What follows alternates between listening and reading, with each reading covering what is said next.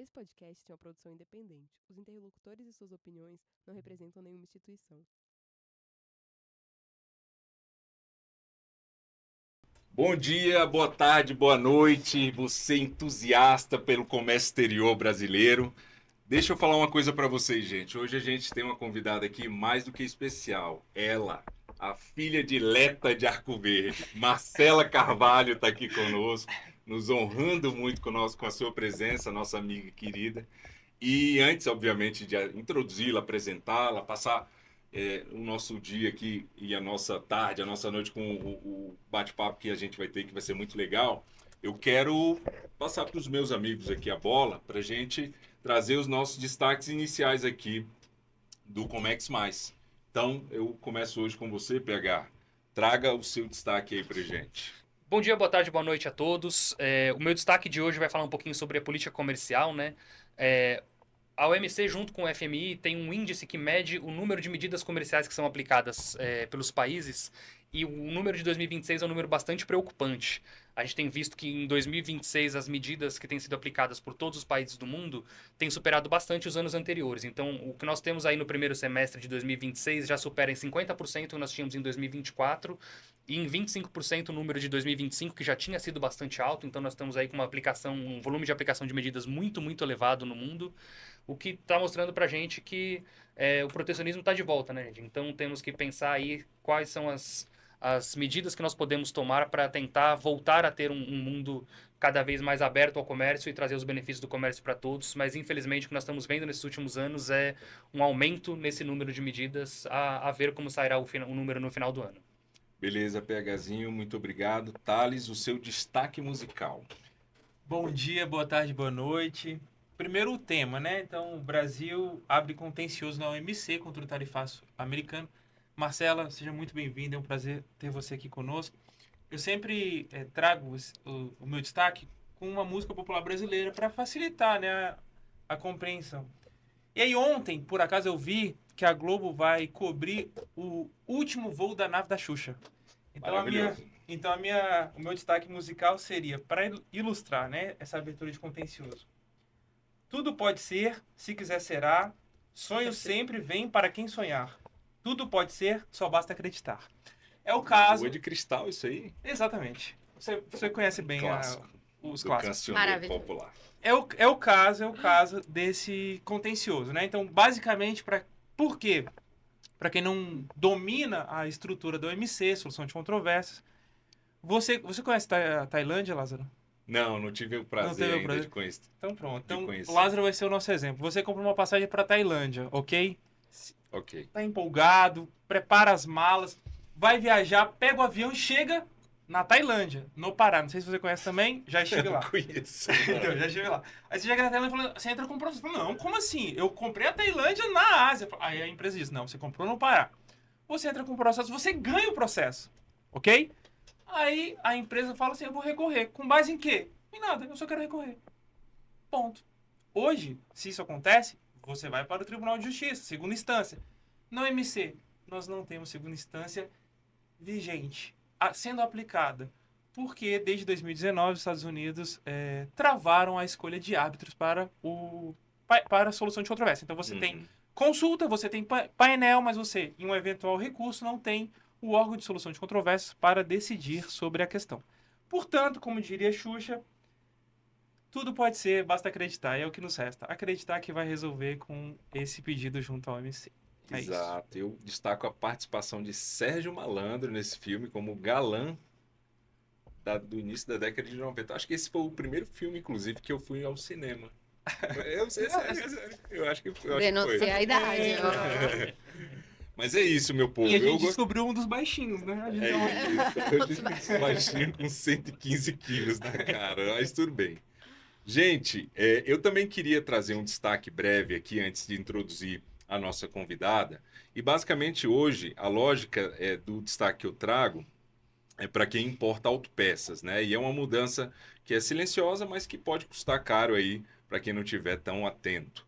Existe hoje no Brasil um regime que que é chamado de autopeças não produzidas. E a lógica dele é muito simples. Basicamente, se a peça que aqui é utilizada, não tem fabricante equivalente no país, e ela entra para ser usada em um processo de produção, o imposto de importação cai a zero. Então, em troca dessa benesse, a empresa, enfim, se compromete a investir o equivalente a 2% do valor aduaneiro em pesquisa e desenvolvimento e inovação. Então, essa alíquota, né, se consolidou já desde julho de 2025 nessa formatação.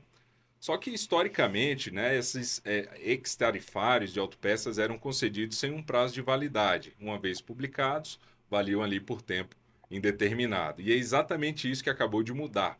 Uma decisão agora de 2 de julho de 2026, que tem efeitos sendo produzidos, né, já desde 10 de julho agora de 2026, a Câmara de Comércio Exterior passou a fixar prazo de vigência para esses benefícios, limitados aí agora a 2 anos. E já redefiniu a validade dos ex-tarifários que estavam então em vigor. Então, o que nós temos é que o que era permanente agora passou a ser temporário. E a consequência prática e direta é que basicamente a empresa que não acompanhar eventualmente ali o vencimento e não pedir a renovação em tempo, vai ter um incremento importante de custo numa peça que entrava antes com imposto zero, passando agora a pagar tarifa cheia no meio de uma linha que simplesmente não pode parar, né? Então, o recado é basicamente esse. Quem trabalha com autopeças importadas precisa levantar quais são ali dentro do seu processo produtivo, quais são os ex-tarifários que ganharam data de vencimento, que esse controle passou a fazer parte do processo de custo, de manejo do custo da operação.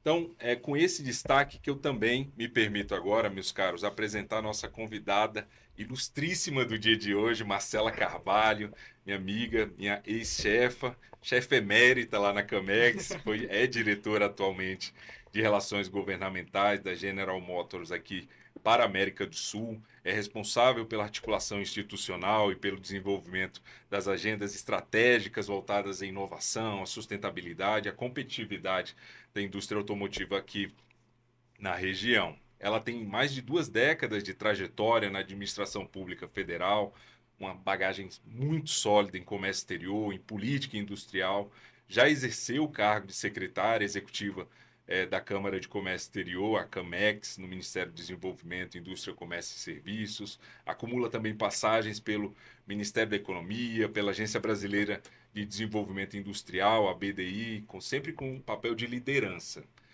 em negociações internacionais, regimes tarifários, regulação do setor produtivo, enfim, uma craque do comércio exterior está aqui conosco hoje. E eu muito agradeço a tua presença, Marcela.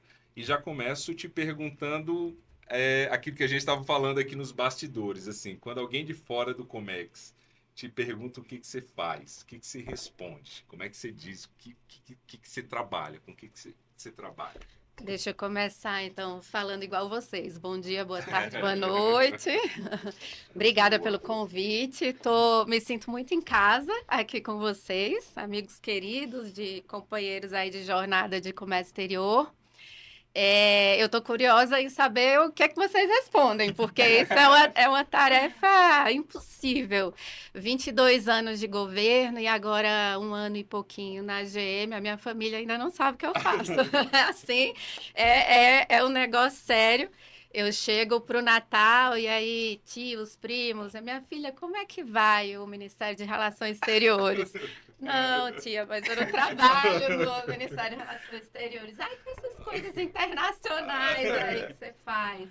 Então, enquanto no MIDIC, eu falava que eu ajudava as empresas a exportarem, né, a discutir temas relevantes para o Brasil e para outro país no que se refere aí às questões de comércio exterior.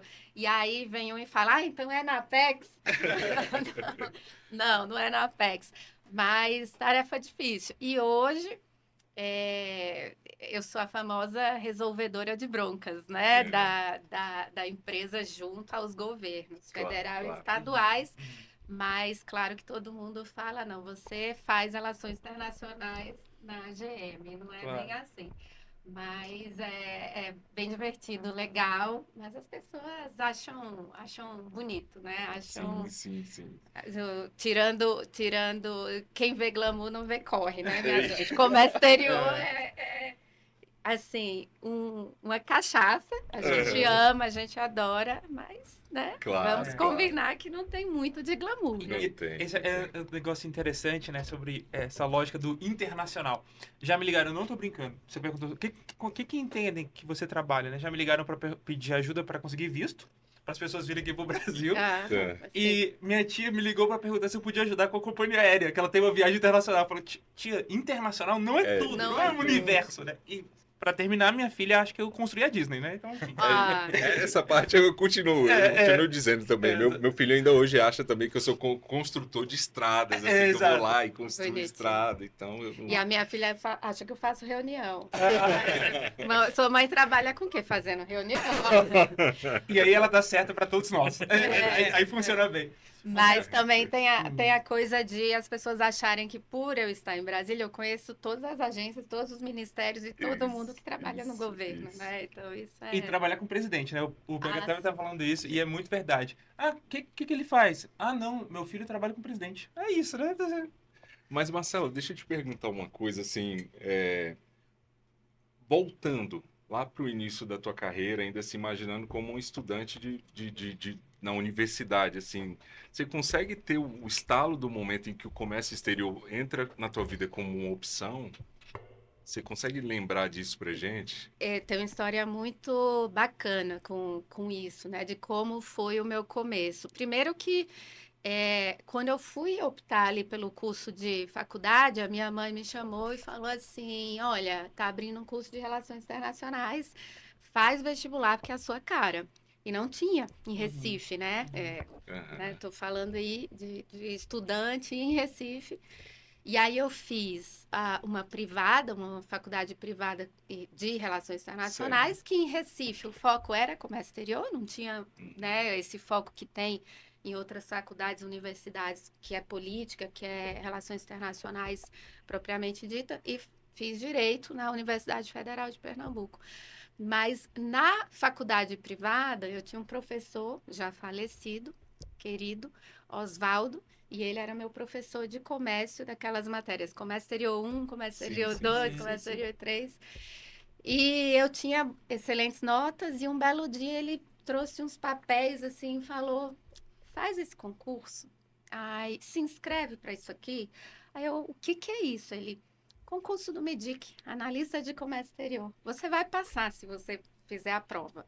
E aí eu, será? Ele, faça para você ver. E aí, por causa dele, eu me inscrevi no concurso, fiz a prova, esqueci que tinha feito essa prova. E aí, um belo dia ele bate na porta da sala, me chama, me leva no computador e fala assim: você passou.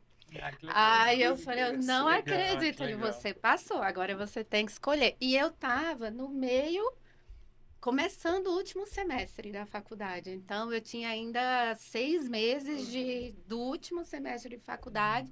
E aí, eu tive que pegar uma autorização específica do reitor. Fiz um monte de seminário, ou seja, eu dei as aulas, eu fiz as aulas para os outros alunos, para poder viajar, fazer o curso de formação, que no meu concurso foram 2 meses. Aí, voltei perto do Natal para Pernambuco, para Recife, e aí colei grau, fiz toda aquela coisa, entreguei TCC, e aí quando eu fui chamada para assumir aqui, aí eu consegui, porque eu já tinha diploma na mão. Mas devo à manhinha e ao professor Oswaldo o fato de eu estar aqui hoje. Poxa, um super reconhecimento aqui ao professor Oswaldo, né? Que tenhamos muitos outros professores Oswaldo por aí. Ele foi um incentivador. Isso é muito importante. Assim, a gente perde na faculdade a perspectiva de longo prazo, né? Porque você está muito envolvido ali com o teu cotidiano. Então, como é importante ter figuras que nos inspiram, né? Legal. Com certeza. PH? Com certeza.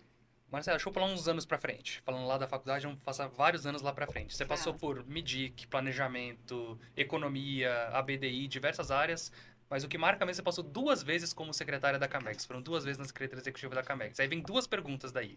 A primeira é: o que bateu lá dentro que você pensou, acho que eu não enfrentei problema suficiente, eu quero de novo, quero um pouquinho mais dessa adrenalina aqui.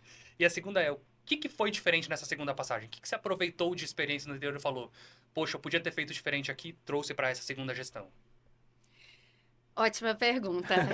Quando eu entrei, acho que meus amigos assim próximos sabem, quando eu entrei no Ministério, em 2003, me perguntavam o que eu queria ser, qual a posição que eu queria assumir. Eu sempre dizia, secretária executiva da Camex. Então, eu tinha muito essa coisa da Camex ali como a meta, né? Claro, uma meta minha, sem pressão, sem... Mas eu me preparei para isso, eu acho. Depois, quando a Secretaria de Serviços foi criada, eu adicionei ou Camex ou Secretaria de Serviços. É curioso que eu nunca fui negociadora de bens, por exemplo, né, Thales, como você era até bem pouco tempo. Mas eu tinha essa coisa com a Camex. Como eu disse, eu me preparei, então mesmo assumindo ali assessoria internacional de vários ministros, eu acho que eu era uma assessora com viés técnico. Então, num dado momento, eu fazia a coordenação, por exemplo, da posição do MIDIC nos temas de Camex.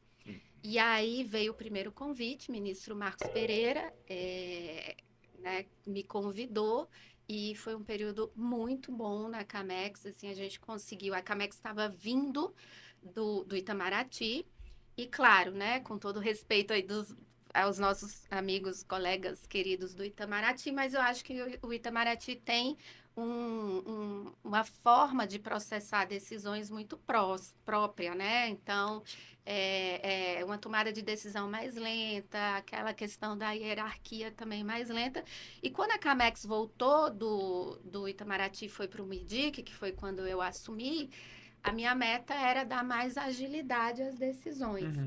Então, a gente começou a fazer as reuniões e publicar resoluções depois de 1 ou 2 dias. Então, o foco era agilidade, reduzir erros nas resoluções, previsibilidade, porque as pessoas já tinham ali quando seriam as reuniões, as pautas e as decisões saíam muito rápido. Da mesma forma, assim, eu tentei, e isso é um pouco do meu perfil, ampliar o escopo técnico. Como eu disse, assim, meu foco sempre foi muito menos em bens e muito mais em outros temas. O Lázaro está aqui, ele sabe.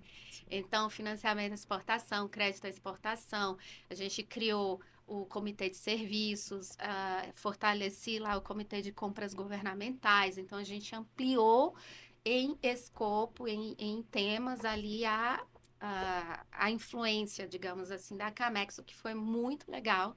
Fiz muitas parcerias. E aí, vamos para 2023. Como eu peguei a Camex ali naquele período de governo Temer, né? Então, não fiquei os 4 anos de um governo inteiro na Camex. Saí, fui para a BDI, que foi excelente.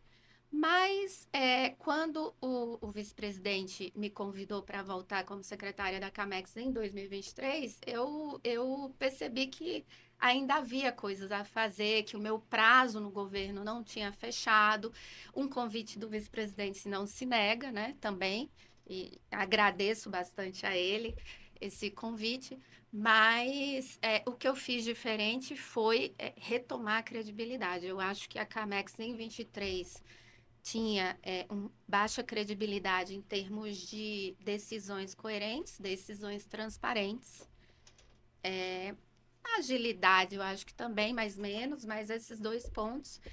E grandes desafios, um deles crédito à exportação, outro desafio foi de trazer de novo as pessoas a debaterem no Ministério da Economia. Eu acho que ficou concentrado muito ali, as diferentes secretarias tinham assento na Camex, então os outros ministérios falavam assim, eu não vou lá dar minha posição porque o Ministério da Economia vai ter maioria de votos, então a gente vai perder. Então, foi trazer os outros ministérios para o debate. Eu sou muito entusiasta do modelo que a gente tem de Camex, porque é um modelo... É perfeito? Não, não é perfeito. Mas eu acho que é um modelo muito funcional, porque se o debate não acontece na Camex, ele vai acontecer em algum lugar. A gente tem vários atores institucionais, ministérios e agências que têm temas relacionados ao comércio exterior que precisam entrar na discussão. Então, criar esse espaço para discutir, para debater, é muito saudável. Acho que muito democrático, é muito importante que a gente assegure esse debate. Então, eu sou muito entusiasta desse modelo Camex. Então, foi trazer todo mundo e reunir a equipe. Eu acho que a coisa da liderança ao longo dos meus anos aí de liderança, acho que fui aperfeiçoando isso. Mas uma coisa que eu sempre tive em mente foi a gente lidera pessoas, a gente trabalha com pessoas. E eu peguei uma Camex um pouco fragmentada em seus diferentes departamentos. Eu acho que a ideia de reunir as pessoas dos departamentos e trazer todo mundo, olha, vocês são todos da mesma equipe. Eu acho que é um pouco um marco do que eu sempre faço. E agora na GM, como é que é? Tem uma Olha, leitura mais setor privado, né? Claro que você tinha, porque você tinha muito contato, mas tinha, mas é diferente. então, Passar para o como lado é? de lá é diferente. Eu acho que, assim, governo é uma escola. A Uhum. gente falava um pouco aqui antes. Eu sou muito grata por ter passado pelo governo e eu acho que todos nós quatro, né? E todos que são servidores, assim, precisamos nos orgulhar, porque é uma escola. Aprendi muito, evolui muito, desenvolvi muitas habilidades e hoje, estando de fora, eu valorizo muito quem está dentro. E às vezes, quando a gente está dentro, a gente não percebe isso. Mas, assim, pessoas com uma capacidade técnica incrível, com a capacidade de leitura política incrível. Claro que não é todo mundo, né? Você tem diferentes pessoas em diferentes lugares. Mas eu tenho uma visão muito boa de quem está no governo, de quem faz política pública, ao mesmo tempo, uma clareza muito grande das dificuldades de quem está do outro lado. Que às vezes, estando no governo, a gente não tem. É A gente verdade. acha, não, mas esse setor aqui adora chorar. Uhum. E produzir nesse país não é uma tarefa fácil. É assim, claro, e aí falando como GM agora, a GM aposto e acredito no Brasil há 100 anos, né? É uma empresa centenária. No Brasil, a gente fez 100 anos no ano passado, mas é um desafio diário, porque são regras, normas, tributação, um mercado grande, um mercado importante, um mercado que não pode ser desconsiderado, na minha opinião, por nenhum país no mundo, porque é um mercado extremamente importante e uma posição importante, né, do país, né, na América do Sul, enfim. Mas é isso, eu tenho hoje uma clareza e uma visão dos desafios e oportunidades que eu antes não tinha. Essa uma pergunta que eu queria te fazer, e eu, como seu subordinado na Camex e seu colega na Camex, te via por muito tempo na função também de conciliadora de visões, assim, absolutamente inúmeras, né? Enfim, diversas. E esse é um papel ainda proeminente na tua vida, na GM, ou uma outra característica do teu rol de competências acaba te exigindo mais, enfim, não sei se... Você tem razão, eu acho que a Camex é uma cadeira difícil de sentar, exatamente por causa das decisões. Claro Uhum. que uma decisão, ela é boa para um lado, ela sempre, ou Sim. pelo menos quase sempre, não vai ser tão boa para o outro. É preciso decidir e é isso, construção de posições, inclusive dentro do governo, Sim. né? Qual vai ser a construção ali, qual vai ser a posição que a gente vai levar para deliberar numa reunião de colegiado. Essa habilidade de juntar os fios, né, Uhum. de tirar, de limpar essas pontas soltas e tal, ela é muito importante no privado. Então, hoje, a GM é uma empresa grande, obviamente, uma empresa global, multinacional, e falando aqui de Brasil, com uma série de áreas. Então, você tem engenharia, você tem manufatura, você tem a área de tributação, a área de legal. E todas essas áreas, de certa forma, elas têm demandas para a área de governo, que é a minha área. Sim.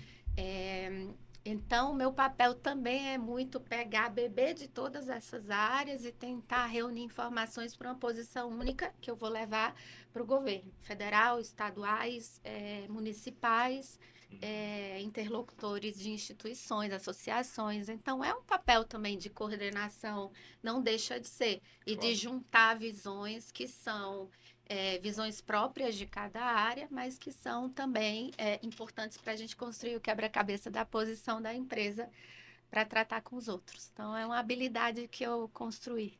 Boa. E nessas idas e vindas, eu digo de interesses mesmo, né? Difusos, nessa gestão de interesses, tem algum caos, algum fato curioso, alguma reunião que você lembra que você possa compartilhar? Alguns dados, claro, que sejam públicos, enfim. Tem algo que te chama atenção nessa tua experiência? nessa Eu tua acho que trajetória? ao longo dessa caminhada aí de Camex, eu lembro de várias reuniões e que a gente construía posição ali enquanto a reunião acontecia. Então, a gente não conseguiu construir a posição, não tinha consenso no governo até a hora da reunião, mas na reunião, assim, de WhatsApp, de telefone, de receber Adrenalina. até o último momento, assim, eu acho que isso aconteceu muito. E na minha outra vida, não na Aham. Camex, mas na assessoria internacional do ministro ali, imagina, eu fiz coisa demais. É, Mas eu lembro uma viagem que eu fiz à Nigéria. E aí, quando eu cheguei, tinha um rapaz com uma AK-47 e disse assim: Deus eu vou amado. ser o seu segurança. guarda-costas. Então, para onde eu ia, ele ia atrás, eu Que dormia com beleza. ele na porta, ele Isso, ficava na mano. porta. E várias outras coisas. Saí no hotel na Líbia, o rapaz da recepção correu atrás de mim porque eu ia ser apedrejada, que eu Meu saí Deus. sozinha andando pela rua. Assim, vários causos, vários, mas de negociação, assim, era muita adrenalina na Camex de a gente conseguir fechar posições Sim, e sim. ter uma decisão, porque muitas vezes as decisões tinham que acontecer naquela semana ou na semana seguinte, porque a gente tem, vocês conhecem muito bem essa dinâmica, prazos de defesa comercial, prazos de Uhum, queda de medidas de alteração tarifária, então claro. tinha essa pressãozinha aí. Só para trazer um pouquinho de contexto sobre a Nigéria para os nossos ouvintes aqui, lá tem um problema estrutural, inclusive de cunho religioso por conta da divisão do país, né? Uma parte do país, uma parte significativa, então quase metade do país é cristã, outra metade é muçulmana, e você tem alguns núcleos de... Você vê que Comex mais também é cultura, né? É claro. Você tem alguns núcleos de revolta popular, e entre eles um grupo terrorista muito bem conhecido chamado Boko Haram. Então, na ocasião, também compartilhar uma experiência pessoal, só para ilustrar para os nossos ouvintes, na ocasião de uma viagem a Lagos, que não é a capital da Nigéria, que é Abuja, mas uma viagem a Lagos, eu me senti no próprio filme do Rambo, porque eu nunca tinha visto aquelas... Esse caso que eu contei foi em Então, Lagos. então, Foi olha lá aí. isso. Aquelas picapes com a parte de trás aberta e com a metralhadora. E tinha uma pessoa em cima segurando a Não metralhadora. tava só mostrando, ele pretendia usar, né? Então, assim, então é interessante compartilhar aqui com os nossos ouvintes. Não, inclusive, os batedores que abriam caminho pra gente passar, era isso. Uma Esses picape caras. com os caras em cima. Talvez Meu sim, Deus do céu, exatamente. Aquela hora que você bota a mão na cabeça. Mas é isso, assim. Começamos com Xuxa, depois o clima foi para Boko Haram e agora PH. O que você nos traz? Uma curiosidade que eu tenho muito grande é de saber, na verdade, em duas mãos, né? Tanto de lá quanto de cá. Quando você chega no setor privado, qual foi a impressão que você percebeu que eles tinham sobre o governo? Então, você chega lá na GM, vai fazer a primeira reunião, eles vão falar para você, não, o governo é tudo decisão política, não, o pessoal lá é muito técnico. Eu queria saber o que eles acham do governo, porque nós, quando estamos aqui, temos muito contato com relações governamentais da empresa, com alguma pessoa, não com o geral, o dia a dia da empresa. E o contrário também, qual foi a sua impressão das pessoas do setor privado? Era mais ou menos a mesma que você tinha quando estava no governo, ou muda muito ir para lá? Eu te pergunto isso porque quando eu cheguei no BID pela primeira vez, peguei minha licença e fui trabalhar no BID, a primeira impressão que as pessoas tinham do governo era muito diferente do que realmente é. Eles não têm dimensão do que é uma reunião da Camex, todo mundo sentado numa mesa, eles não têm ideia de como é. E a minha impressão do trabalho do BID também era muito diferente. Então, por isso que eu te pergunto essas impressões suas chegando lá e deles em relação ao governo. Eu acho que a gente sempre teve contato, tanto o governo quanto o privado, tem um pedaço muito pequeno de interface, né? Que são esses profissionais de relações governamentais que, enquanto no governo eu recebia para discutir questões muito específicas, mas ali é a ponta do iceberg. Então, a empresa tem um mundo de profissionais que o governo não conhece, que é exatamente esse pessoal que faz o business acontecer, né? No meu caso, assim, engenharia, manufatura, P&D.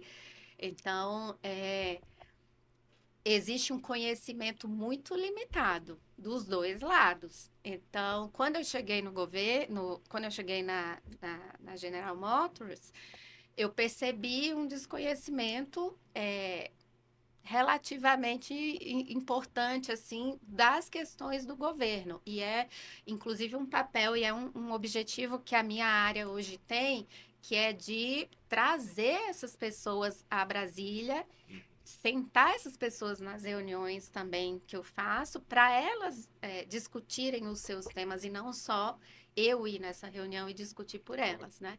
Que é bastante interessante, importante. Então, hoje eu conheço alguma coisa da empresa, conheço, né? Muito mais do que eu conhecia antes, quando eu cheguei, e antes de eu chegar, não conheço tudo, obviamente, é um mundo técnico muito grande, mas eu acho que também a minha atuação trouxe maior conhecimento das pessoas com relação aos processos do governo. Mas eu acho que você tem razão. Existia e existe ainda um desconhecimento sobre os processos do governo, sobre a tecnicidade, sobre o preparo, né, das pessoas que estão no governo e vice-versa. Eu acho que o preparo do setor privado também, dos funcionários, das pessoas que fazem o negócio acontecer, é imenso.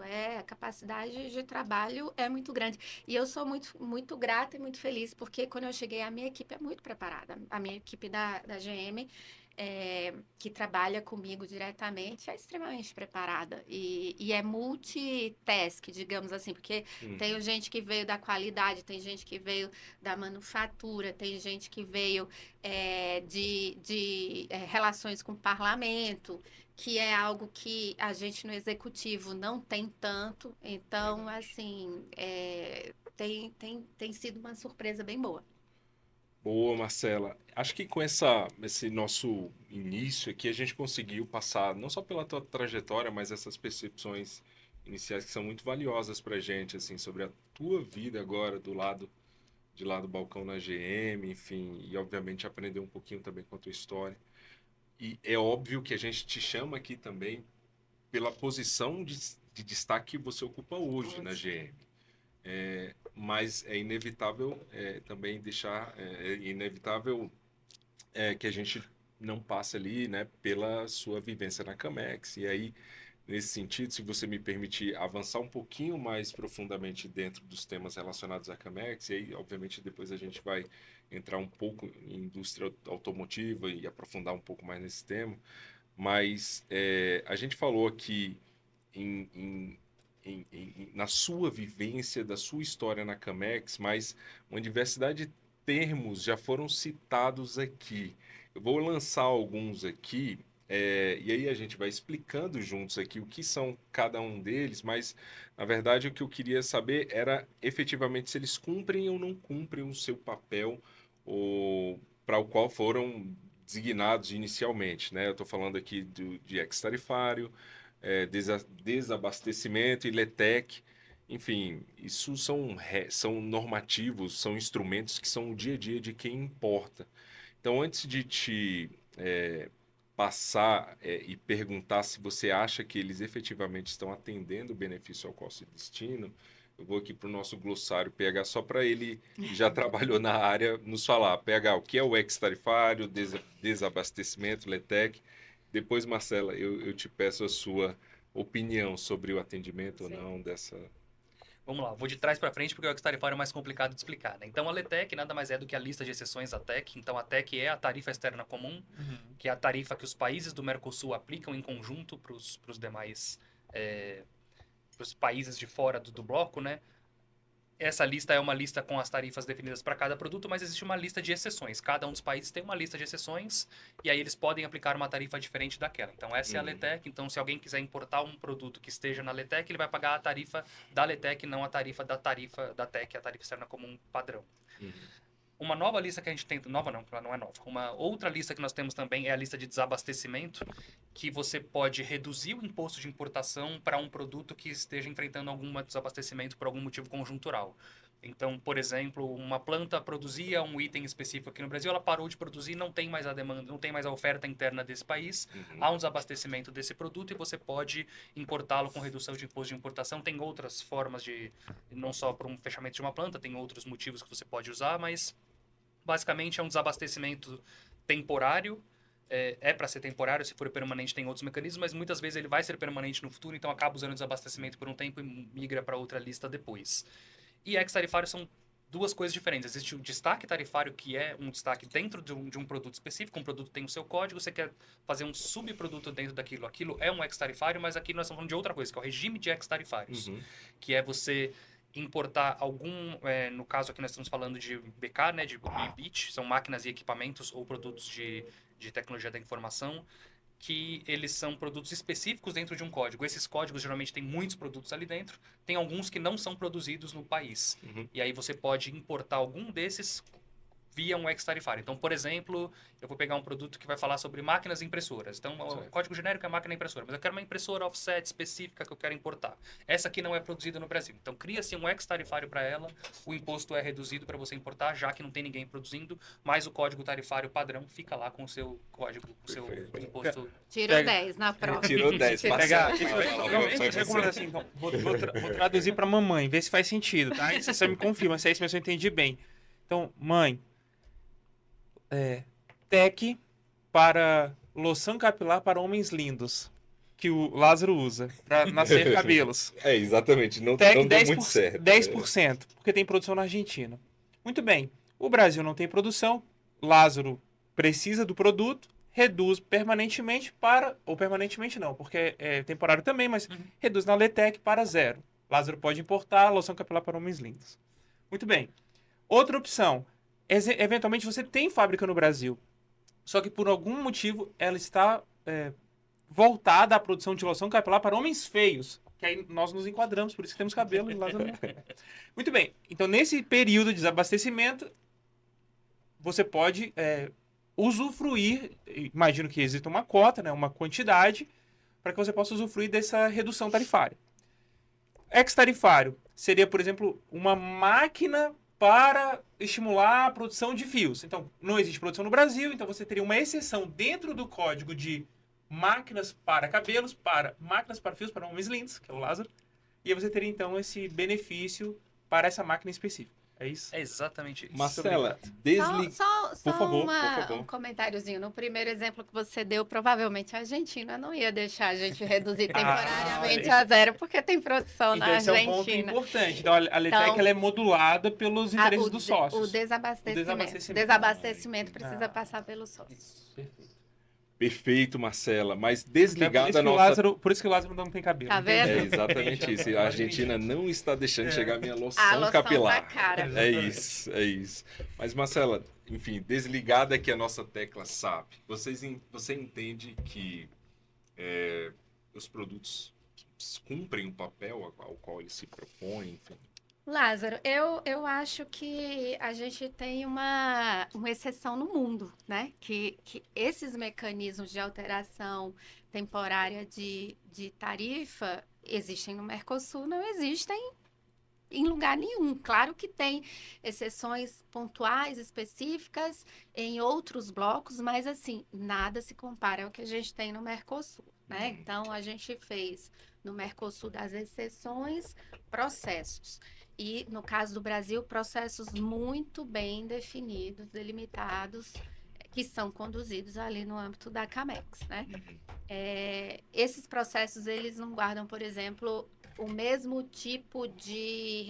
Não tem referência na Argentina, no Paraguai, no Uruguai, cada país adota um processo diferente, mas aqui no Brasil existe um processo muito bem feito, muito bem conduzido e que preserva ali a tecnicidade na grande maioria dos casos, o que é importante dizer. A nossa TEC, quando ela foi feita, construída e colocada aí para o mundo, a TEC do Mercosul, ela refletiu um padrão de industrialização que o Brasil tem, que é uma economia industrializada com muitos setores, ou seja, a gente produz de tudo ou quase tudo, e a gente preferiu proteger todo mundo. Então, a gente tem um nível de proteção. Hoje, não sei se dá para dizer isso, e a gente vai falar sobre automotivo e outros setores e tal, mas e o mundo está mais protecionista, né? Como o PH falou. Mas, à época, a gente preferiu proteger mais e proteger tudo. Ao mesmo tempo, a gente não tem pico tarifário, como, por exemplo, Coreia do Sul tem para cereais de mais de 150% de tarifa de importação. Então, a gente tem uma tarifa máxima para a grande maioria, para quase tudo, de 35%, protegeu-se tudo. Ao longo dos anos, a produção, a estrutura produtiva do Brasil mudou bastante. Então, a gente precisou, não só do Brasil, do Mercosul, a gente precisava importar com mais competitividade insumos, a gente precisava proteger um pouco mais setores que a gente passou a ter produção e que antes não tinham, né? Por exemplo. Então, essas exceções, elas foram necessárias ao longo do tempo. O desabastecimento para que eu pudesse importar um insumo para a minha produção com tarifa zero e aí ter mais competitividade, porque aqui não tinha produção, ou a LETEC, que pode ser redução ou elevação. Hoje, eu acho que 80% do que está na LETEC, não sei, né? Estou fora há mais de um ano, mas vou dar um chute aqui, 80% é elevação, não é redução. A gente precisou proteger porque X motivos, a gente está tendo aí vários importação mais do que o esperado em vários setores. Então, para ser direta ali para a tua pergunta, eu acho que são instrumentos hoje importantes que refletem uma situação do Mercosul. Para dizer que esses instrumentos precisam acabar, eu acho que o Mercosul precisa reformar sua forma de organização, né? Uma discussão de tech talvez deveria ser feita, mas hoje é muito difícil que isso seja feito, a gente sabe, claro, né? Estivemos lá na Camex muitos anos.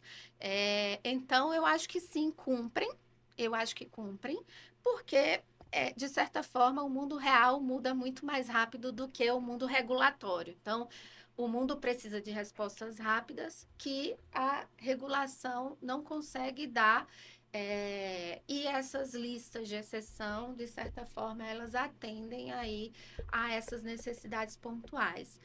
Tem mais pedido do que vaga, essa que é a verdade, né? E a gente sabe disso e esse é um grande problema.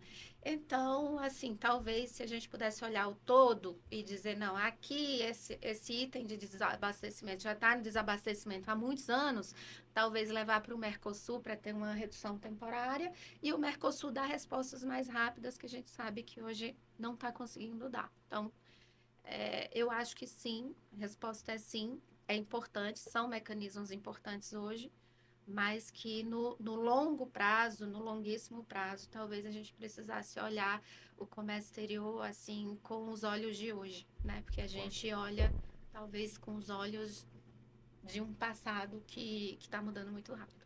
Marcela, você comentou, né, sobre a estrutura da Camex. Embora imperfeita, você já tem ali uma funcionalidade muito importante de representatividade, de interesses diferentes dentro do próprio governo, né? Sim. Eu queria saber um pouco se você conhece o histórico dos países do Mercosul. Você sabe se existiriam contrapartes ou congêneres, por assim dizer, da Camex na Argentina, Uruguai e Paraguai? Não existe, sei. Inclusive, ao longo desses anos todos, eu fui procurada para benchmark. Então, como a Camex funciona, como construir algo que seja interessante, né, nesse sentido, mas a estrutura de organização desses países também é diferente, né? Então, a tomada de decisão de comércio exterior na Argentina, por exemplo, está muito focada no próprio Ministério, que tem como agente as duas secretarias de comércio e de indústria. Claro, o Itamaraty deles, o Ministério das Relações Exteriores dele também se envolvem, mas não se envolve tanto quanto no Brasil em temas comerciais propriamente ditos. Então, os nossos sócios não têm uma estrutura parecida. No Brasil, isso é necessário. Você vê a força do agro no comércio exterior. A gente exportou 60 bi, eu acho que em 2005, 60 e poucos bilhões de dólares de agronegócio no Brasil. Como não ter o Ministério da Claro. Agricultura sentado para tomar decisões ou para construir posições no comércio exterior brasileiro? A gente tem o Ministério das Relações Exteriores, vocês sabem, os nossos diplomatas são aí festejados no mundo inteiro como muito bem preparados, eles têm um outro olhar. O próprio MIDIC, com um olhar absolutamente técnico e uma preparação, assim, que eu já falei sobre isso aqui, eu bato palmas, assim. Ministério do Planejamento, Ministério da Fazenda, que olha o cenário econômico como um todo. Então, enfim, a gente, no Brasil, a nossa organização como administração direta, né, administração pública direta, requer um espaço de concertação, um espaço de discussão de temas do comércio que sejam temas mais ou menos profundos. Talvez não de questões muito pontuais, assim, de questões muito técnicas pontuais, uma regra de origem num acordo, sabe, assim, ou não sei, uma elevação, redução tarifária de um produto muito específico. Então, se eu tenho redução tarifária ou elevação tarifária de um insumo para o agronegócio, por que eu vou ter Ministério da Defesa também opinando? Então, Participando. Claro. tem essas discussões, mas é muito difícil separar e dizer, não, hoje você não vem, hoje você vem, né? Então, é bom Claro. ter todo mundo à mesa. E aí, quem não tiver interesse, fala, olha, aqui a gente se abstém ou a gente acompanha a decisão do Ministério Finalístico, porque ele tem expertise para tratar do assunto. Faz todo Mas, sentido. mas é super interessante ver que, ao longo desses anos, a Camex foi procurada, assim, para mostrar tanto o processual quanto a organização da tomada de decisão. PH?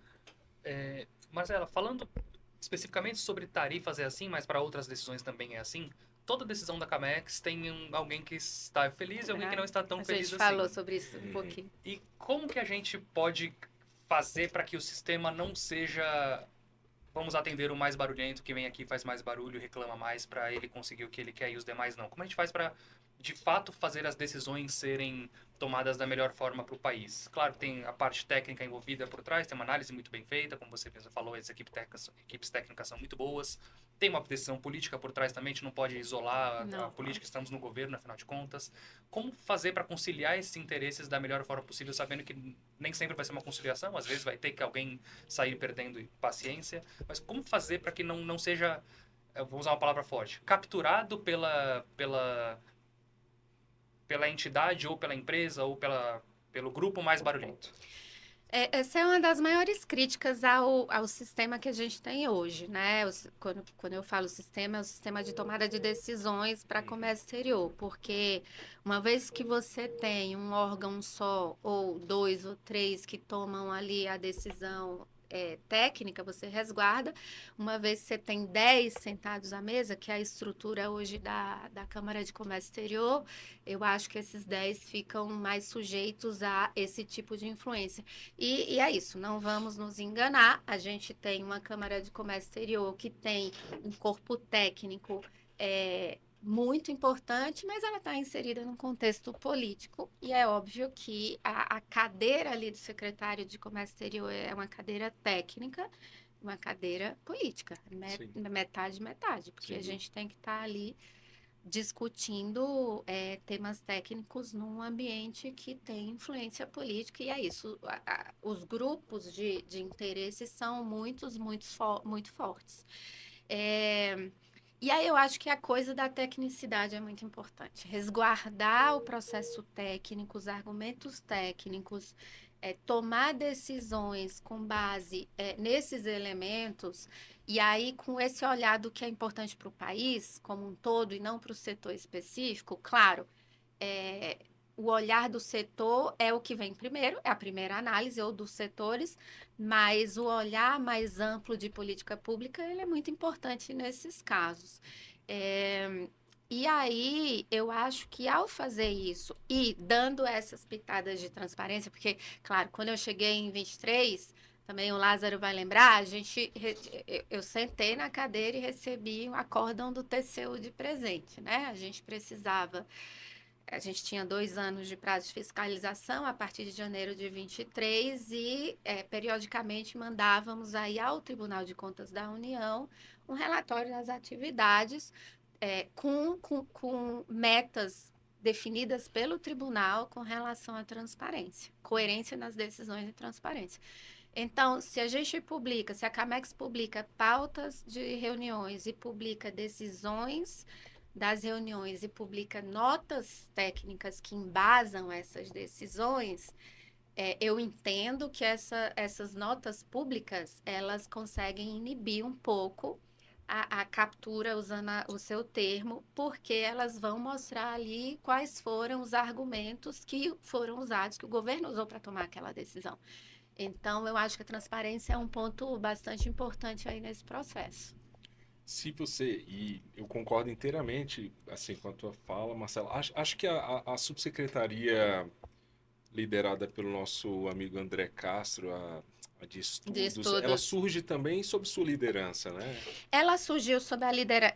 Na verdade, a secretária Tatiana Rosito havia criado essa subsecretaria quando a Camex foi para o Itamaraty.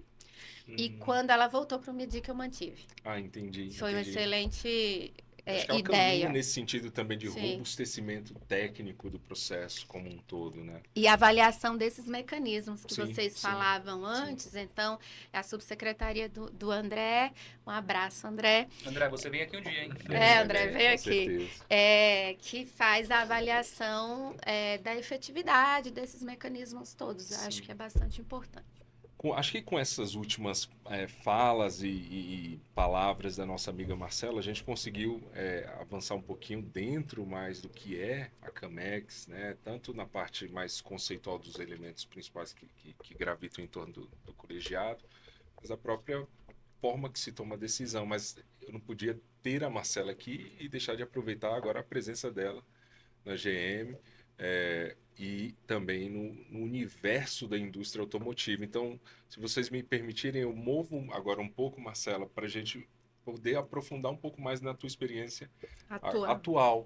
E aí, nesse sentido, é isso, assim, quando a gente fala em comércio exterior, muita gente pensa em coisas grandes, números astronômicos, multinacionais, mas a partir da tua vivência atual agora, como é que você identificaria na prática o comércio exterior impactando a vida de uma pessoa comum? E aí a gente até traz esse exemplo, carro. É um bom exemplo disso. Para a mãe do Thales, né? Exatamente, por favor. Vamos lá. Por favor. Eu acho que o comércio exterior impacta e muito a nossa vida, né? Eu acho que sempre existe aquele dilema, vamos importar pagando mais barato, né? Que é a coisa da redução tarifária. Ou vamos produzir aqui no Brasil e dar um pouco de proteção para que a gente gere emprego e renda, a discussão entre liberais, desenvolvimentistas e etc., que a gente sempre enfrenta. Então, o carro é um excelente exemplo. Eu acho, a minha opinião é que há casos em que uma estratégia de política pública, de proteção, com desenvolvimento de uma política pública voltada para o desenvolvimento do setor de alto valor agregado, ela é muito bem-vinda. Por quê? Porque ela ela é indutora de desenvolvimento. Um exemplo que eu dou sempre foi a política de aerogeradores para paz e equipamentos de energia eólica que o Brasil começou a desenvolver. Desenvolvemos uma indústria no Brasil, mas recentemente, como sempre, importações asiáticas fizeram com que a gente diminuísse ali a pujança do nosso setor aqui no Brasil. Agora, para bens de consumo, né, no geral, a gente tem um impacto direto na vida do consumidor, seja alimentos, roupas, né? Tudo, o comércio exterior, ele tem esse impacto real que as pessoas não percebem. No caso do carro, hoje a gente tem uma política industrial que eu falo que é uma das poucas políticas industriais que a gente tem que tem que tiveram sucesso no país, né? Porque a gente desenvolveu todo um setor no país e o setor é indutor, como eu disse, desenvolvimento. Só a GM, a gente tem 16 mil funcionários diretos no Brasil, indiretos 150 mil. Então, isso é impacto real na vida das famílias onde a gente está inserido. Então, a nossa fábrica centenária, São Caetano do Sul, São Paulo, Grande ABC. Em São Caetano do Sul, todas as famílias, ou a grande maioria delas, ou teve um pai, ou um filho, ou um tio, ou um primo que trabalhou na General Motors. Então, isso é um impacto real que a gente sente. E aí, o automóvel, como indutor de desenvolvimento, ele tem desenvolvimento de manufatura no Brasil, engenharia no Brasil, inovação desenvolvida no Brasil. O último lançamento da GM, que foi o Sonic, que a gente lançou agora há pouco, há 2 meses atrás, ele tem, assim, 82% de conteúdo nacional, 14 fornecedores, 46 fornecedores de 14 estados diferentes, tem, assim, horas de engenharia, 340 engenheiros brasileiros envolvidos no projeto. Então, assim, são marcos importantes para o desenvolvimento da inovação no Brasil, né? Manutenção de emprego, renda e engenharia no Brasil, que é bastante importante. Então, e aí vem a discussão do importado, que eu acho que a gente vai falar mais adiante. Mas, claro, é impacto real na vida do brasileiro. O brasileiro que está próximo às fábricas sente mais. O brasileiro que é um consumidor, que quer consumir mais barato, sente menos. Mas o comércio exterior está na nossa vida. Inclusive, deveria ser mais tema de campanha eleitoral, na minha opinião. Concordo totalmente. Nesse sentido, Marcela, deixa eu juntar, então, parte da tua fala. Importações, carro e importações especificamente da Ásia. Como está sendo competir com os carros chineses? Acho que não tem como fugir dessa pergunta polêmica, porque agora basta você ir na esquina e você verá um carro chinês, com certeza. É verdade.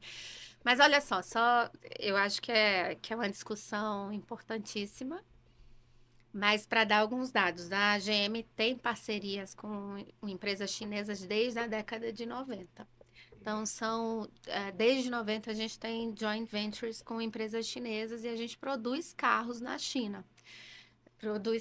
Produz 3 marcas lá, então Chevrolet, Cadillac, Buick, e produz mais 2 marcas chinesas. Em 2025, a General Motors produziu 2,5 milhões de carros na China. Pra vocês terem ideia, o mercado brasileiro no ano passado foi 2,6 milhões carros. Então, olha o tamanho da operação da GM na China. É muito grande. E esses veículos produzidos na China não atendem o mercado brasileiro? Não. São para outros mercados. A gente está começando a trazer, né? A gente trouxe, na verdade, o Spark, que é o elétrico, o primeiro elétrico que veio da China. Agora a gente está montando o Spark lá no Ceará, na planta de Horizonte, na planta da Passe. Então, na verdade, a gente começou a trazer, agora está montando lá, mas atendem o mundo inteiro, né? Sim. Então, só para dizer que parceria com os chineses a GM tem. Medo de competir a GM não tem. O que eu acho que faz todo sentido nessa discussão? Dizer que a gente precisa de condições iguais e equilibradas de competição. Sim. Então, vir aqui, pagar impostos aqui, gerar empregos aqui, cumprir as metas que estão definidas no Mover aqui, que é a nossa política industrial do setor, encarar o custo Brasil, encarar tudo que a gente tem aqui e ainda assim apostar no mercado brasileiro, como a GM aposta e as outras apostam, e aí falando dos meus, né, colegas que produzem aqui também no Brasil, eu acho que é bastante saudável. A gente tem que o mercado está aí para todo mundo, mas condições de igualdade elas são Necessário. necessárias, né? E quando a gente tem um programa de política industrial que ele é aprofundado a cada ciclo com metas de eficiência energética, descarbonização, reciclagem, tudo isso, mas ao mesmo tempo a gente vê o governo dar redução de imposto de importação para SKD, CKD, que são veículos semi-montados ou totalmente desmontados. Eu entendo que a política vai no sentido oposto, né? Porque você estimula a industrialização do país no lado e desestimula de outro. Então, para as matrizes é muito difícil de entender. Quando a gente tenta explicar para onde vai a política pública do setor para os nossos líderes fora do país, assim, é algo que não faz tanto sentido, né? Então, é isso. A gente quer se tornar relevante, quer se manter relevante no mercado como marca, como empresa. E aí a chegada também dos chineses tem um benefício indireto que é a aceleração da tomada de decisão por parte dessas empresas que já estavam aqui no Brasil. Isso é um fator importante de ser considerado. É nesse ponto que eu queria entrar agora, exatamente. É importante também considerar isso, sabe? Mas, claro, a gente precisa garantir condições iguais. Uhum. Eu trabalhei um tempinho lá no MIDIC, na coordenação geral do setor automotivo, e eu lembro que o debate ainda era muito incipiente sobre quando os elétricos vão chegar no Brasil. Se projetava 2030 e nós estamos em 2026 e estamos tendo muitos elétricos no Brasil. Então, boa parte disso vem da redução de imposto de importação para elétricos híbridos que a gente teve há um tempo atrás e agora teve essa nova elevação. Faz sentido lá no início você ter tido essa redução para gerar esse mercado, mas o mercado já está gerado. Hoje já temos um mercado de elétricos muito grande aqui no Brasil.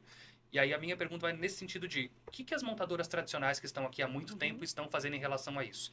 Claro, tem que pensar na sua sobrevivência de curto prazo, mas tem que pensar no longo prazo. Sim. Já se está pensando em trazer modelos elétricos e híbridos para cá? Tem uma coisa ou outra acontecendo, a gente percebe, mas chinês, quando a gente fala em chinês, ninguém está pensando mais em motor a combustão, é elétrico e híbrido. As outras montadoras já estão, você percebe esse movimento de vamos trazer para cá também elétricos e híbridos, trazer produção, trazer desenvolvimento aqui para o Brasil, ou ainda se pensa muito em calma, é um começo de um mercado, a gente não sabe se vai dar certo ou não. Como que as montadoras estão pensando isso? Não tem nenhuma calma. Tudo menos calma, né? Tudo menos calma. Acho que as coisas estão acontecendo muito rápido. Há 4 anos atrás é isso. Ninguém falava em elétricos, né? E aí a gente tinha um imposto de importação zero para eletrificados, elétricos e acho que híbridos também, se eu não me engano. Porque não tinha produção. Então, a gente tinha que gerar mercado. Mas, uma vez que as empresas aqui no Brasil começaram a pensar nesse assunto, obviamente que se a gente tivesse mantido o imposto em zero, eu ainda estava na Camex, a opção seria importar. Então, o que aconteceria era, vamos importar, enquanto está zero, eu vou importar. É isso que eu falo com relação a proteção versus abertura para setores indutores de desenvolvimento, com alto valor agregado. É diferente. Assim, eu vou importar uma xícara, tá zero, eu vou aumentar o imposto para eu começar a produzir. Não funciona. Mas para setores com alto valor agregado, o aumento do imposto, ele funciona como indutor de produção. O que enfim, eu já dei um exemplo aqui, verdade, dos aerogeradores, e com o automotivo também funciona assim. As empresas não só estão pensando, as empresas já têm projetos avançados. Então, por exemplo, os primeiros veículos híbridos híbridos flex, né, da General Motors no mundo, vão sair no final do ano aqui no Brasil, produzidos no Brasil. Então, no mundo inteiro não existe hibridização na GM, vai existir a partir do Brasil, e a partir daqui a gente planeja exportar. para alguns mercados. Inclusive, a GM exporta para 25 diferentes mercados. Então, ou A GM ferramenta... Brasil? GM Brasil. Ah, que legal. Ou ferramental, ou veículo pronto, Uhum. ou motores, né? Então, a gente tem Operação robusta. uma exportação, uma operação de exportação bem robusta. Então, todo mundo pensando nisso, todo mundo pensando em baterias, porque, como vocês sabem, a bateria nos carros elétricos é 60%, 70% do valor hoje de um veículo. Então, todo mundo pensando nisso. Agora, o tempo de desenvolvimento, desde o projeto até o veículo sair, ele é muito grande, porque são horas de engenharia, de adaptação, de investimento. Os investimentos são muito grandes. E é esse tempo que na China é muito curto. Então, desde o design até a produção, são 12 meses. Sim. Entendi. Na média do setor, isso leva 2 anos e meio. E na China, esse tempo ele é encurtado, como tudo, né? Sim. Sim. Em termos de produção industrial na China, para 12 meses. Então, é bastante diferente. Assim, a gente tem que considerar essas questões quando a gente vai falar de competição. Claro. Mas as empresas todas aqui não estão olhando para trás, elas estão olhando para o futuro, investem bastante, querem investir. A gente acabou de anunciar mais 500 milhões de dólares de investimento para São Paulo, sendo que o outro ciclo tinha sido de 7 bi de reais. Então, o setor tem investido bastante, mas, claro, a gente precisa de uma cadeia também bastante forte e em termos de tecnologia, de acompanhar o que a gente está fazendo, versus o cumprimento de metas do Mover, que olham muito para etapas produtivas consideradas básicas, né? Então, no caso do automotivo, pintura, soldagem, estampagem. E aí, a discussão hoje que eu tento fomentar é onde está o valor agregado, né? Para onde foi ou para onde está se deslocando o valor na produção do automóvel. Será que é pintura, estampagem, né? E etc. Ou será que é hoje na IA, na tecnologia, no software embarcado? Porque hoje a gente está falando de computadores sobre Claro, rodas. A gente estava verdade, tendo uma claro. discussão outro dia com o embaixador Roberto Azevedo, e ele dizia exatamente isso. Quem acha que hoje o veículo é o metal, também, né? Mas que é estampagem, pintura, soldagem, não entendeu ainda para onde o mundo está indo. Então, para onde está indo o valor agregado? E eu acho que a política pública hoje precisa olhar essas coisas, esses movimentos que estão acontecendo aí no mundo e no setor, para tentar acompanhar e nos ajudar, e, né, vice-versa, que o setor automotivo é um setor muito. O governo depende e a gente depende do governo, né? Historicamente, assim no mundo inteiro, não é do Brasil, tá? Então, eu acho que um tem que olhar o outro. Então, o governo precisa olhar para esses movimentos e o setor produtivo tem que ajudar o governo a regular melhor e olhar esses movimentos para que a gente também consiga se desenvolver a contento. Marcela, deixa, enfim, agora obviamente Não até sei se eu pelo respondi, Pedro. Sim. responder, mas deixa eu te fazer uma pergunta, minha amiga, assim, até para também a gente respeitar o tempo que a gente te pediu, Marcela. A gente já está encaminhando aqui o nosso papo para o seu final, mas tem uma pergunta que a gente sempre faz no finalzinho de cada. Eu vou te devolver também para as suas considerações finais, mas antes da gente caminhar para isso, acho que como última pergunta, se você me permitir, eu queria juntar duas, assim, e aí é isso, assim, acho que combo.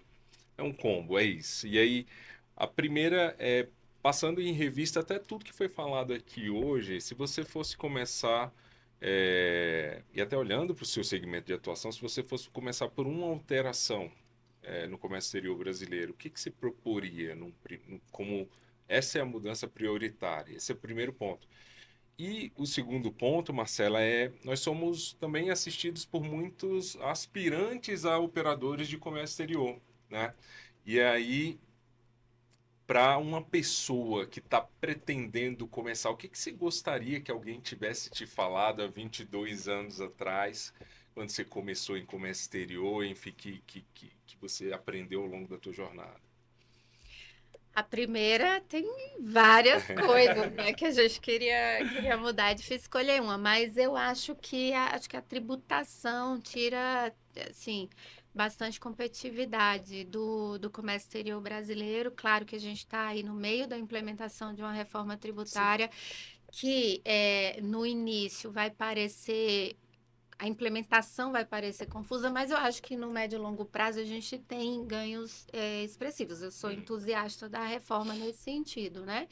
Claro que o automotivo pegou aí um imposto seletivo que a gente nem falou dele, mas eu entendo que não deveria, porque é isso, investimentos altíssimos em descarbonização, né, e eficiência energética e redução de pegada de carbono, e a gente toma um seletivo na reforma tributária que vai impactar bastante. Mas eu acho que a gente discutiu muito ao longo pelo menos eu discuti muito a coisa do reintegra, né? De como devolver tributos que a gente arrasta na cadeia quando a gente exporta. E é fato que a gente sempre exportou um residual que não é irrelevante de tributo. Com a reforma, isso tende a ser resolvido, entendo eu. Então, acho que essa varinha para mudar, eu acho que isso talvez aconteça.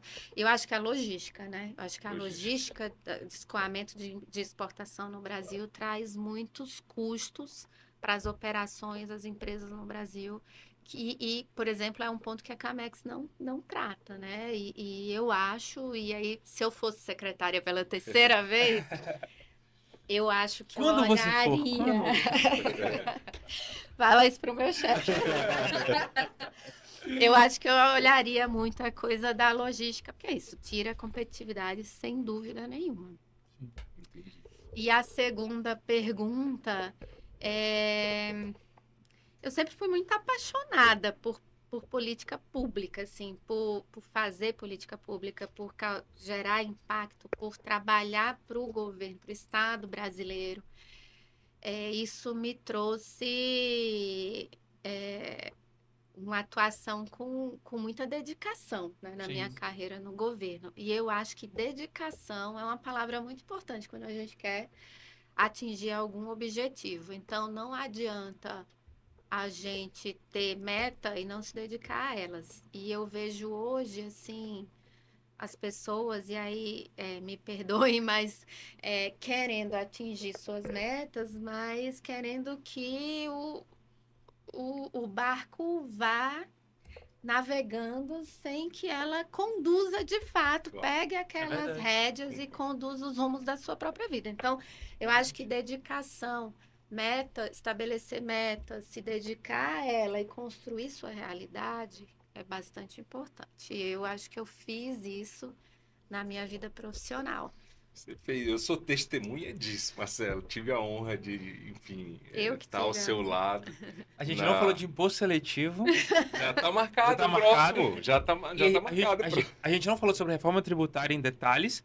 E a gente não falou sobre Lázaro. Trabalhando com Marcela, pra gente saber se ele era, se ele era um bom gestor, se não era. Se você quer deixar Eu era chorador. Crítica, Eu saía por conta da minha chefe pra chorar lá. Ô, gente. Eu admiro muito o Lázaro, deixando aqui meu testemunho, ele sabe disso. Gente, eu falei sou muito só para agradecido. ele, tô falando aqui no YouTube, tá vendo? Admiramos. Profissional. Nossa, maravilha. Minha chefe, obrigado de verdade. Imagina. Gente, a gente está encaminhando, como eu falei, para o nosso encerramento, um episódio mais do que especial. Eu, pessoalmente, me sinto muito honrado de ter Marcela aqui conosco. Como vocês sabem, enfim, é uma das minhas referências pessoais mais importantes quando eu penso na minha jornada pessoal. Mas, obviamente, preciso do seu destaque final e do seu encerramento também, antes de devolver para nossa amiga Marcela. Bem, primeiro, muitíssimo obrigado. É um prazer ter você aqui, poder conversar com você sobre tantos temas, o que eu acho que reforça uma clara ideia da sua qualidade técnica. Então, além de... E que é gente boa também, que a gente só traz gente boa aqui. Isso é imprescindível. Mas além de ser ótima gestora, a sua capacidade de dialogar numa linguagem tão simples sobre temas tão diferentes demonstra um profundo conhecimento técnico. Então, o Sim. professor Oswaldo estava certo. Orgulhoso. Estava certo e seguramente estaria orgulhoso de ter recomendado que você fizesse o concurso. Dito isso, minhas considerações finais, né? Primeiro, espero que agora a gente consiga desconto na compra de carro da GM. Isso, eu vou chegar lá dizendo que eu já sou proprietário, feliz proprietário de um Opala 79, eu vou estender a minha... E o segundo ponto, assim, eu acho que a Marcela trouxe um ponto extremamente importante para nossas... Inclusive, acho que para nossa formulação de conceito do Comex+, né? A necessidade de que o governo entenda mais empresas e que as empresas entendam mais o governo, né? Para que a gente possa, de fato, ter políticas públicas que contribuam na ponta. Claro. Então, nesse sentido, eu acho que como destaque final eu deixo o meu agradecimento e deixo esse convite para que você que está nos escutando continue embarcado, para usar um termo automotivo, embarcado nessa jornada, porque o nosso objetivo é trazer essa realidade para vocês. Sim. Para vocês que vivem o comércio exterior, por mais que não saibam. Na louça, que compram. No carro que dirigem. No isso. emprego que ganham e que perdem, porque faz parte, né? Então, te trazer para essa discussão é o nosso objetivo. Por isso, Claro. eu agradeço muito a Marcela que fomentou esse debate. É isso. Boa. PH, meu Boa. caro. Bom, primeiro, claro, agradecer muito a presença da Marcela aqui. Obrigada.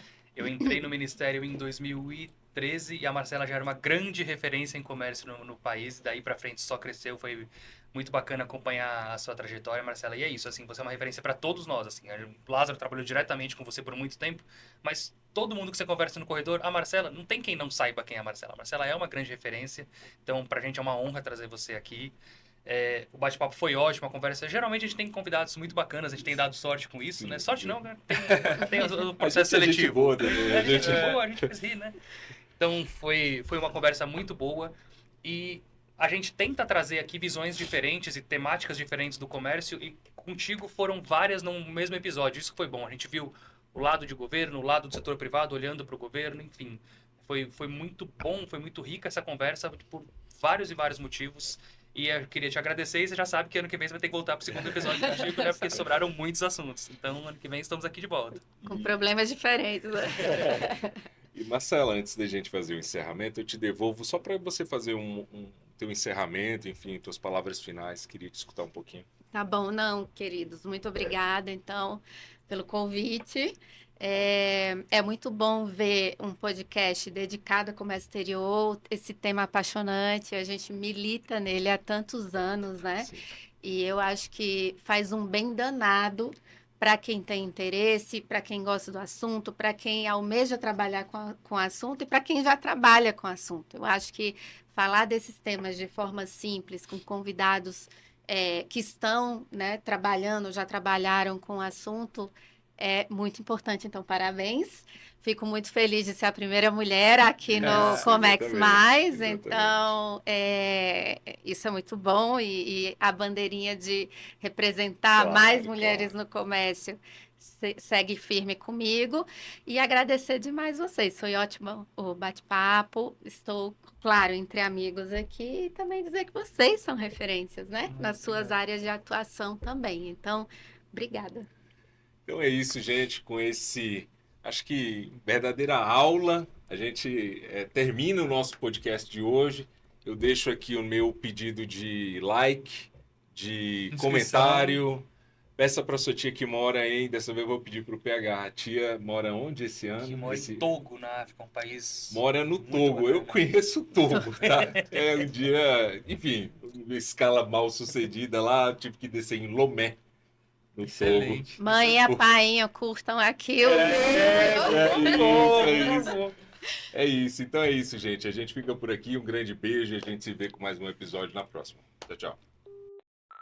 Esse podcast tem uma produção independente. Os interlocutores e suas opiniões não representam nenhuma instituição.